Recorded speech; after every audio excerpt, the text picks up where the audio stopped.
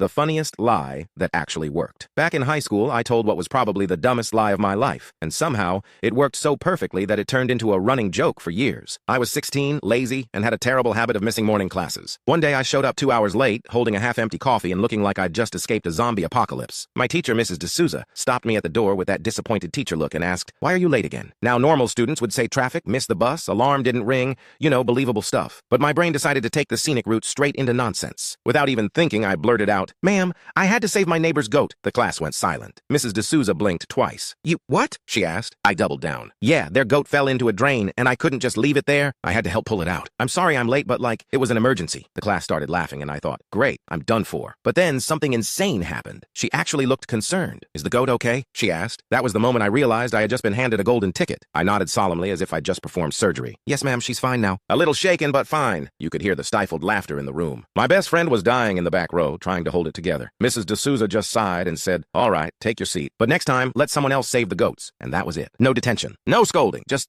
goat forgiveness. The story should have ended there, but of course, teenagers can't resist chaos. Word spread faster than Wi-Fi. By lunch, the whole school knew me as the goat guy. People started bowing whenever I entered the cafeteria. Someone even photoshopped a picture of me heroically holding a goat like a firefighter. It got so ridiculous that the principal heard about it, and instead of being mad, she invited me to talk about animal safety at the next assembly. I had no choice but to give a 5-minute speech on how important it is to care for animals. I even threw in fake statistics like, "Did you know over 700 goats fall into drains every year?" The audience clapped. Teachers nodded. My friends cried laughing. I was living a lie so big it had its own applause. For months, everyone treated me like some kind of farmyard hero. People would ask for goat rescue updates. One guy even asked if I was starting a non-profit. I told him I was considering it. My parents had no idea any of this was happening until my mom came to a parent-teacher meeting. Mrs. D'Souza smiled and told her, "You raised such a kind boy. What he did for that poor goat was so selfless." My mom looked at me like I'd lost my mind. On the ride home, she asked, "What goat?" I told her everything. She laughed so hard she had to pull the car over. She said, "I can't believe you got away with that. You can't even wake up for breakfast, let alone save livestock." Eventually, I graduated and moved away,